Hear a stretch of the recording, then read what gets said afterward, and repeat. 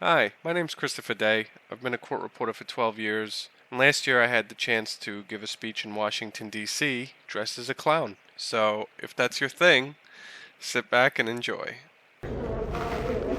It all starts with a question. Would you hire me? Would you hire me to take care of your clients? Would you? Really? Anna, you're a manager. Would you hire me to take care of your court reporting clients? No. Why not? Because I look like a clown. Look like a clown. So, the way I'm dressed. Yeah. I can fix that. Hey, look at him. Yeah. Wow. Much better, right? Yeah. So how about now? Would you all hire me? Still the clown. Yeah. There you go. Now? No. Still some things that all of you were immediately able to see. It doesn't matter that I'm actually a court reporter. I have a check from Legal Aid here. He'll tell you if that's real. You can tell him later. I've got stenographer hand sanitizer. That's real too. I have a stenotype on a door hinge. There's nobody more extreme about this career than me. And Nancy's the most honest person, so she's going to tell you if that's real. So, to start this off, I want to look at some industry comparisons outside of us. Let's look at the $600 or $700 billion fast food industry. Well, there's a company called Miso. What did they make? They make a robot called Flippy. What does Flippy do? Can anybody guess? Yeah, it's supposed to flip the burgers. And they announced this in 2018. It's going to disrupt the industry. It's going to be a game changer. It's going to do all these wonderful things. And then they dawdled on. And now they're crowdfunding it because, I guess, the investors with the real money figured out that it's bullshit. It's 2021. If you had this groundbreaking invention that was ready to disrupt an industry, to replace all these people, then why are real investors not investing in you? Why do you have to crowdfund it? And so just like I started off, it all starts with a question. Why? Why? Why? And I have a question. By show of hands, how many people in this room think that what you do is harder than flipping a burger? Come on, let me see. How many? All right. If they're having trouble making a robot to flip a burger, what's the chances they came up with something to replace you? Now, I'm going to talk about a clown that's come into our industry called Verbit. And Verbit, when they did their first round of funding, they said 99% accuracy in record speeds. Ooh, automation was coming. Our job was over. And you know what? The writing seemed like it was on the wall. 2016, Microsoft had announced that they had software that was better than human transcribers. So if Microsoft figured it out in 2016 and Verbit figured it out in 2016 actually is when Verbit was created, what hope did any of us have? What was going to happen to our job, to our industry? Well, in Verbit's second round of funding, for those of you that follow my Stenonymous blog, they said, the technology will not replace the human transcriber. Well, I hate to say this, but at 99% accuracy, you could probably replace me on most days. Probably. You could get pretty close, at least, to replacing me at 99%. So immediately, the story has shifted. We ask the question, why? Why can't you get rid of the human transcriber? That's the question I asked myself. That's the question I asked my readers. That's the question I'm asking all of you. If you have Mr. Verbit, Mr. Clown, 99% accuracy in record time, why can't you replace me? And as fate has it, we got an answer. There's a 2020 study, came out just before the pandemic, and it's called Racial Disparities in Automatic Speech Recognition. And they tested the automatic speech recognition from all the big players. They tested IBM, they tested Microsoft, they tested Apple, they tested Amazon. Just to tell everybody here, IBM makes $73 billion a year in revenue. They're not hurting for money. So, what are the chances that little Verbit with their, I don't know, $500 million in investor money, or let's say they made $1 billion in investor money, what are the chances that little clown Verbit beat IBM to the punchline? That racial disparity study I was talking about, again, studied all those major players, studied that IBM, that $73 billion monster, and they found 80% accuracy for white people, white speakers, 65% accuracy for black speakers, and on a very specific dialect that they studied called African American Vernacular English, they found 25 to 50% accurate. And so, this opens our eyes. It has to open our eyes as an industry. There are clowns among us. And they will say whatever they have to say to sell. And they will sell to our small business owners. They will try to sell to our court reporters. They will try to sell to our clients. They will try to sell to the big box agencies. They will try to sell to anyone who will listen, because you just listened to Jeffrey Hook this morning. They care about the money. They don't care about the quality. They don't care about any of that. And now you all know that 25 to 80% accuracy, and these bastards are basically coming in and saying, I could do your job. Well, who here has had, ever, in your entire career, a 10% untranslate rate? Ever. You know, not that you didn't have it. Okay, 10%. And me too. I've had it. It's happened to me. Now, how many have had 2% untran? All right. Now, in that range, 10%, which almost none of us, apparently, and 2%, and I guess I'll have to point to you, how much harder is it to do a job at a 10% untran than a 2% untran? Takes a lot longer. Days longer. More than 5%. It's unscopable.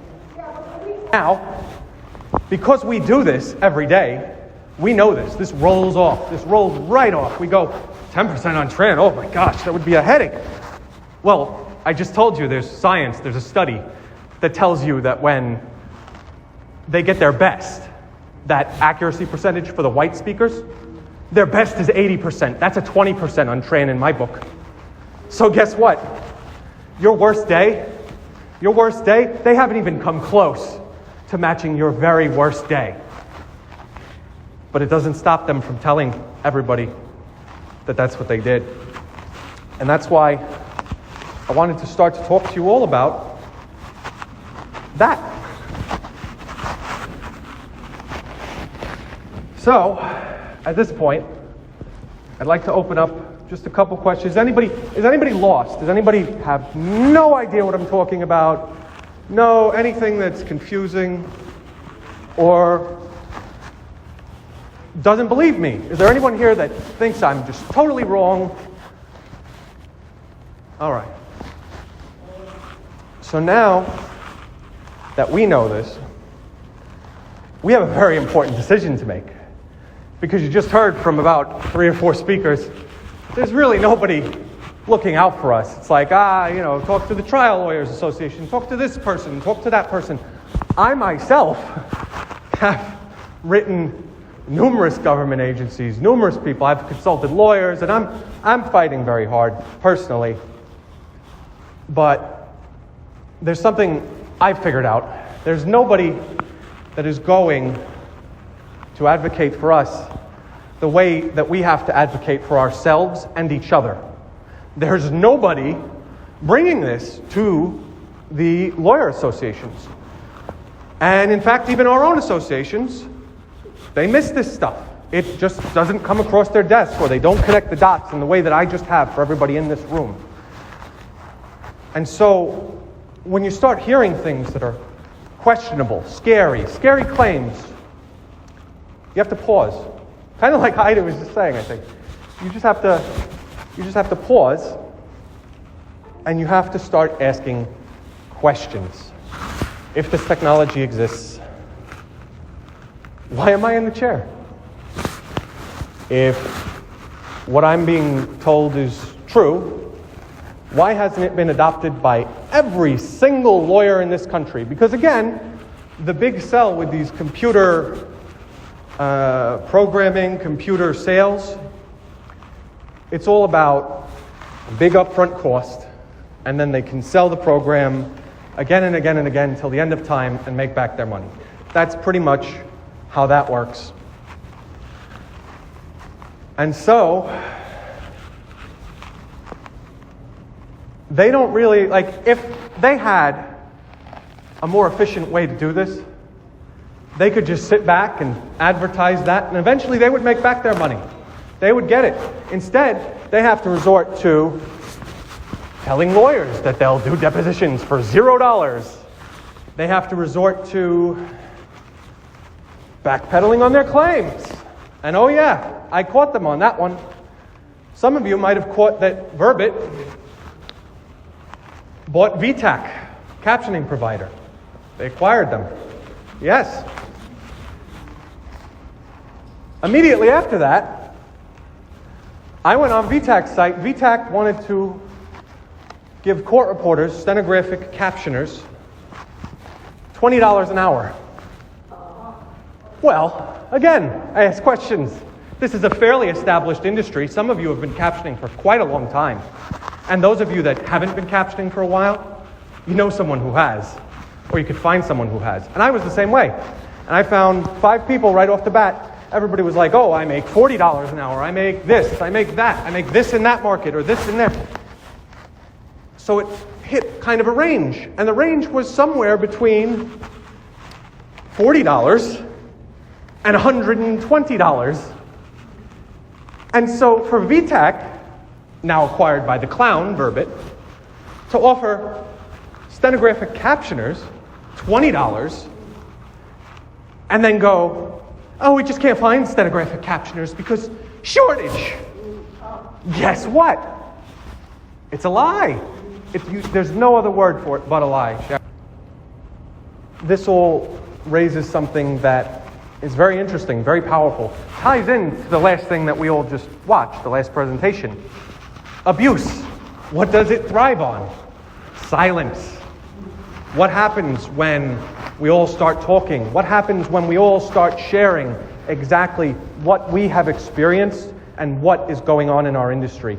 What happens when we take that abuse and we just say, you know what? This is not the way it should be, and I am going to make it my mission to stop that. And so, for me personally, what I've done, I think I mentioned it, is my Stenonymous blog. And I basically started putting out stenographic media, stenographic free press, stenographic everything. Press release for this, that, the other thing. I just got a company called Identimap to write into me, and they said, you know, we see what you're doing here, and we want to open up our personality assessment tool to court reporters for free. Broadcast that too. Broadcast it all. And this is how we start to build a record. This is how we start to build awareness. And this is how we start to document what the clowns say and how those claims change over time. And so, specifically with Verbit, I've been following them for a very long time. And if you go to the search box on my website and you type in Verbit, V-E-R-B-I-T, you will get tons of allegations that I've made. I've asked a lot of questions, and I've asked them because I knew that the time would come to share them all with you. What are some of those? Well, remember, in that first round of funding where they're asking the investors for money and they're going, oh yeah, 99%, record time. I caught on their website, they had an advertisement that said ADA compliance, that's the Americans with Disability Act, and it's actually pretty important for captioners because that's who we're captioning for, is people with disabilities. I mean, everybody can benefit from captioning, but it's really for the people who need it. ADA compliance within 8 hours. This was on Verbit's site. Probably because they don't want to get sued for false advertising. Probably because they don't want anyone to come after them for deceptive business practices. But we're all here sharing. You've already heard the deceptive business practices. You've already heard the lies. They called Joey and they said, calling to follow up. You know, we called you before. No, they didn't. He knows that. No, I never called. Yeah. Right. Well, no, yes, sorry. Correction, they said that he called them. And his small business isn't alone. There are some small businesses out there that they haven't had that experience. They didn't realize they were being lied to. You know how I know that? Well, I just got an email from a young court reporter the other day. Young person. I'm really falling behind in my work. And I really feel like I'm too slow. I feel like I'm the problem. Sound familiar to what we just heard from Heidi?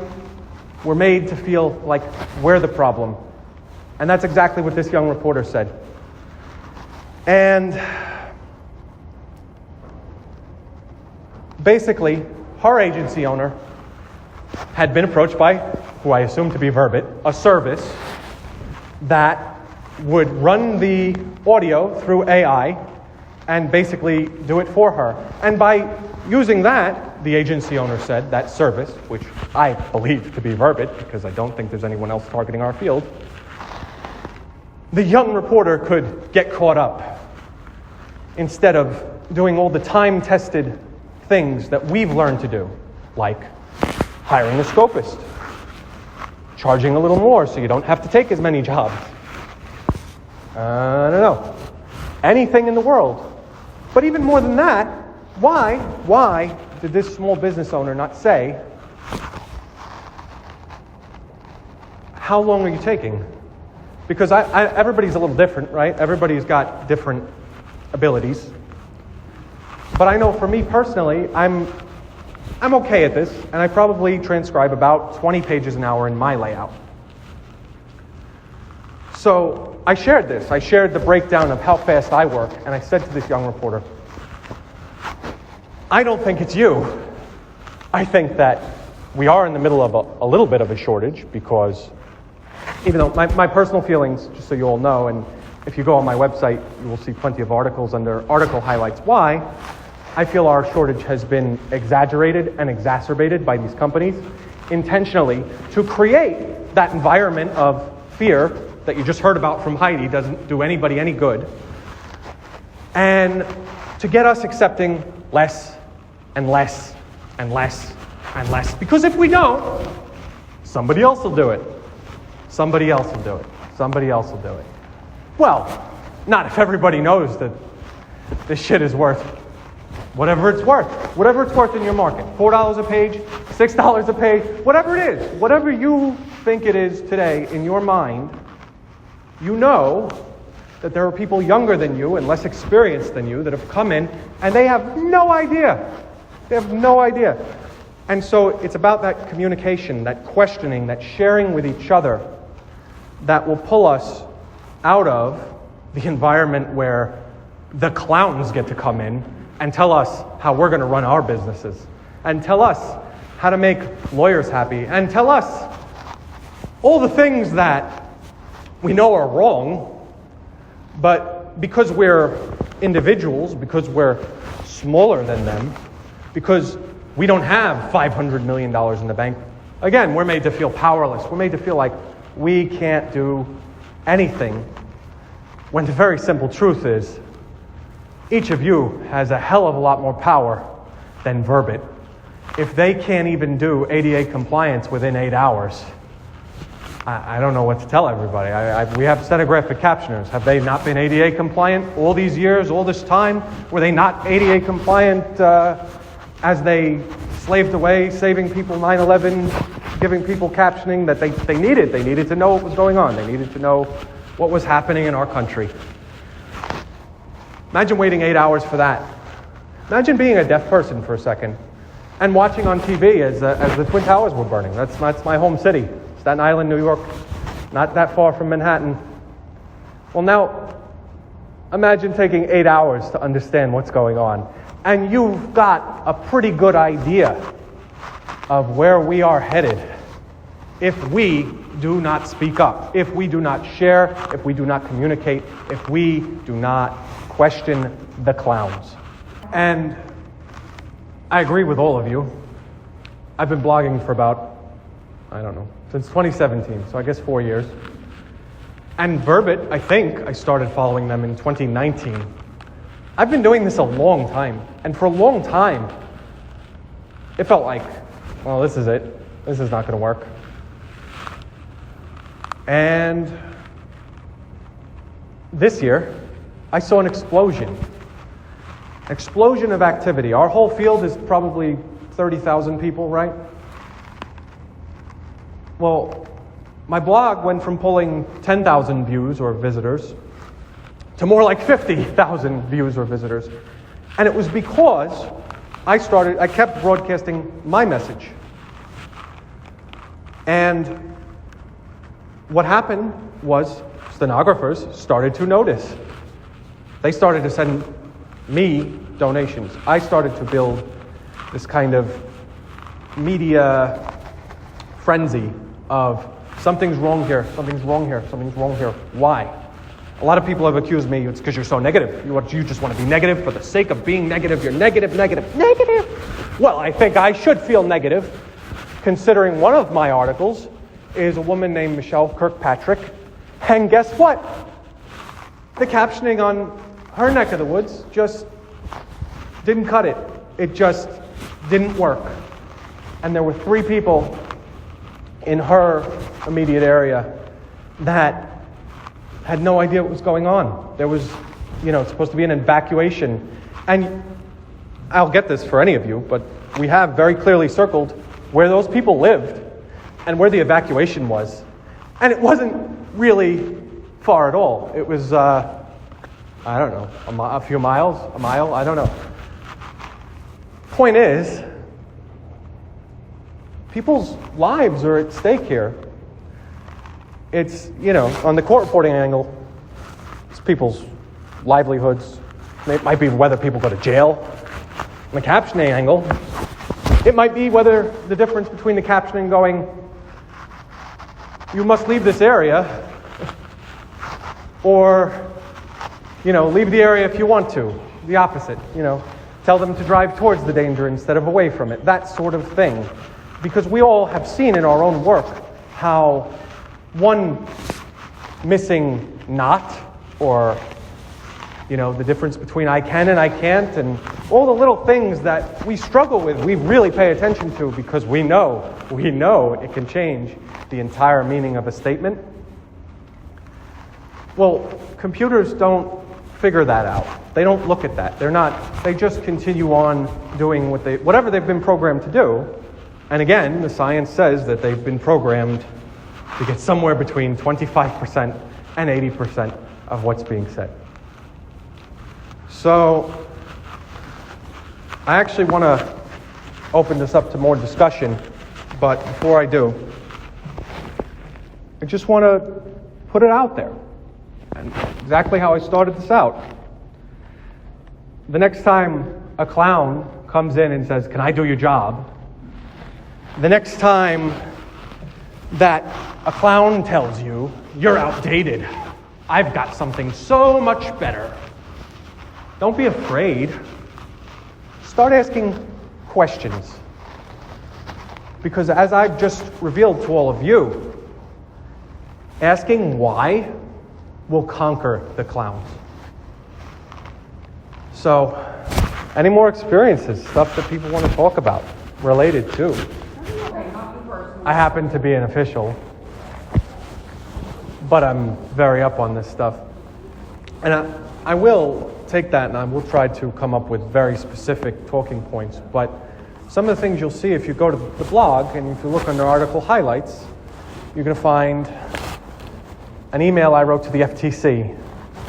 You're going to find that Veritext and US Legal exaggerated our required graduate number, the amount of graduates we would need annually to solve our shortage.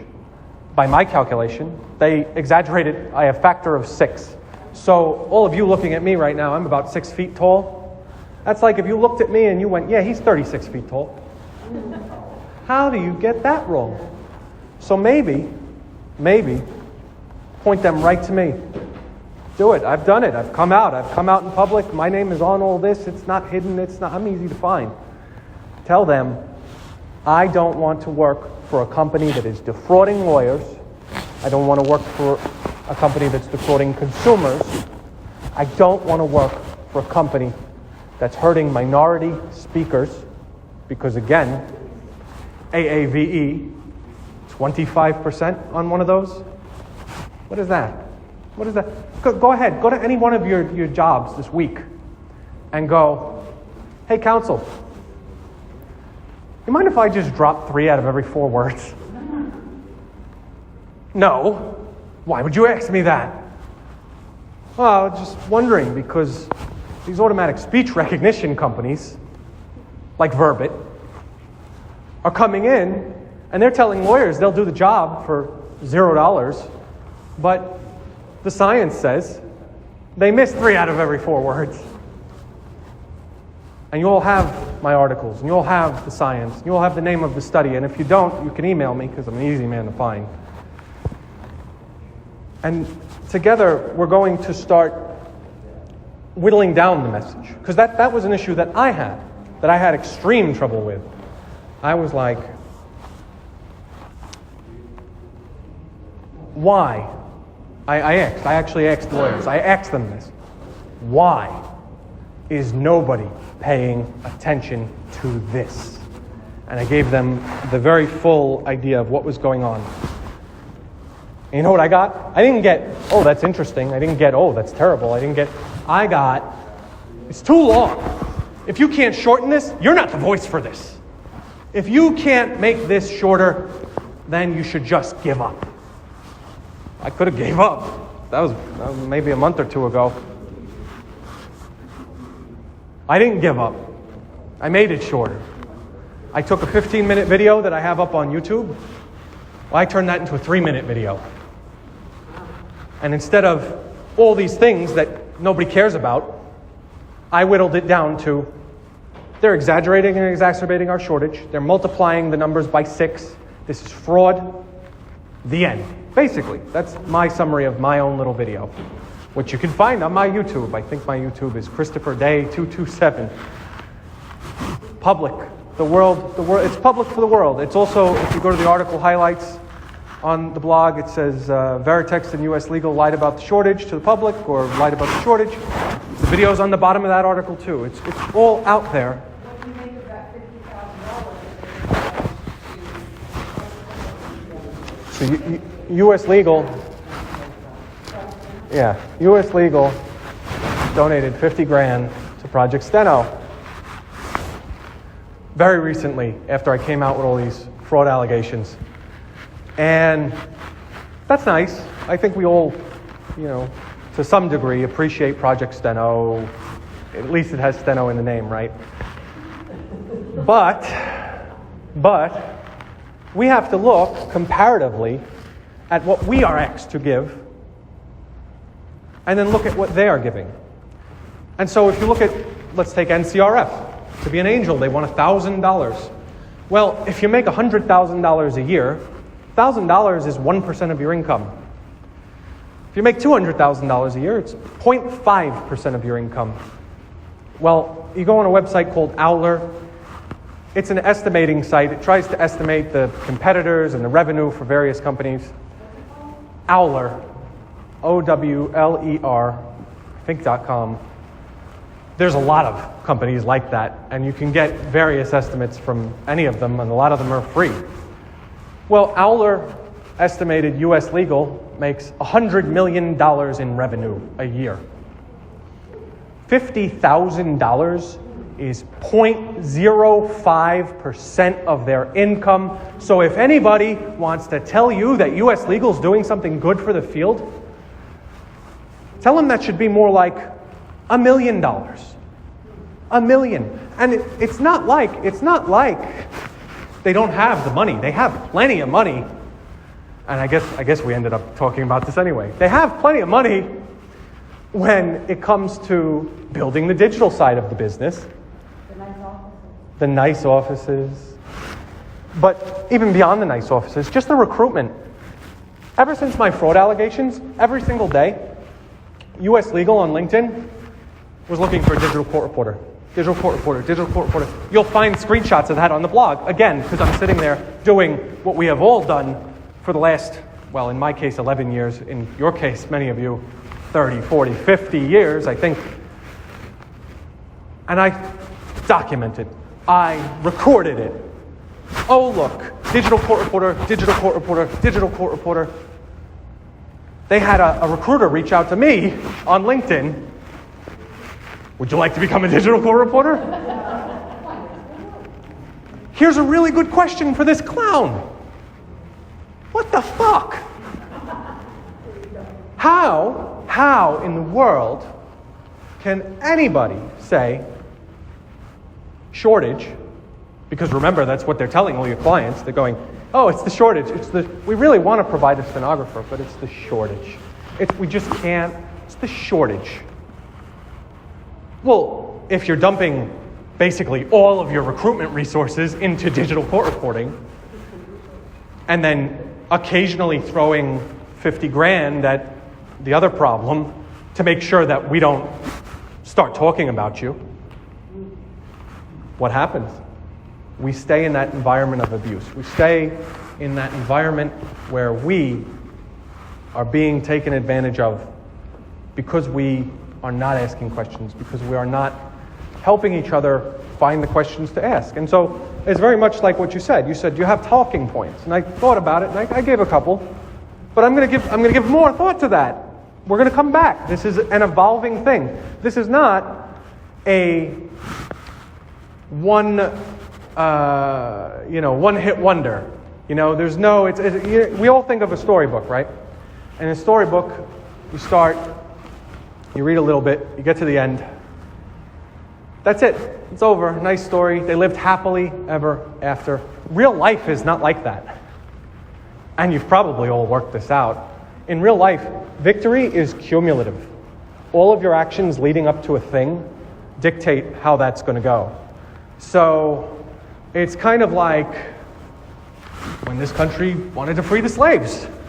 Let's go right for that.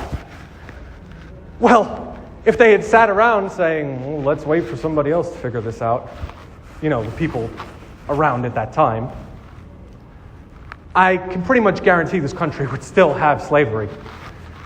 And now our issue is not that pressing. We're not going to be enslaved. We might work for, half of what we do today if we don't stand up, but it's not that scary. But it is still pretty scary because, again, you're going to have up to 75% of the words missing from transcripts. You're going to have captions that are telling people to, or not telling people anything. People just staring at the screen, confused. You're going to have serious and systemic problems if you let the clowns conquer the industry. And just a note on our collective power, because we all really feel, or I've always felt, comparatively weak. How could I fight the $100 million corporation, the $500 million corporation? How could I do any of those things? How could I stand up? Well, guess what? There's about 28,000 of us in this country. I usually round it up to 30 when I do the numbers. There's 10,000 in the NCRA alone. That 10,000 people, that's $300 they give. That's $3 million a year. And so whatever you feel about NCRA, you have to realize there's a lot of money in us. There's a lot of power in us. And we have to start either A, creating our own media and getting this message out to the lawyers and the so on and so forth, or we have to start holding our associations accountable and say, listen, we give you $3 million a year, do something, or I'm leaving. I'm leaving, and that's it, And because it's just this constant, what do you do? No more of this. What am I paying you the money for? What are you doing? What are you doing for me? What are you doing for the industry at large? What are you doing for the young people? And there are things that the associations are doing. I'm a big fan of associations. I think I'm a member in like 8 of them. But at the end of the day, if it's just, we didn't get to that because the business summit or this or that, you reach a point where it's like, come on. If you're not going to fight for me, I'm going to find someone who is, whether it's a lobbyist or a lawyer or something, or a Marianne. We all came to this conference and we put some money down and it brought us together and it empowered us. It gave us tools and information and things that we can now bring back to our associations. We can bring back to our groups. We can bring back to all of these people and each other and our students. And we can tell them this is the direction we should go. And they don't have to listen. Nobody has to listen to us. But if they don't, you have to realize that you as an individual have power. You as an individual can keep pushing, can keep broadcasting that message, can choose who to support, who not to support, who to do business with. And you, as an individual, can slowly change the course of what's going to happen if nobody stands up and if nobody questions the clown.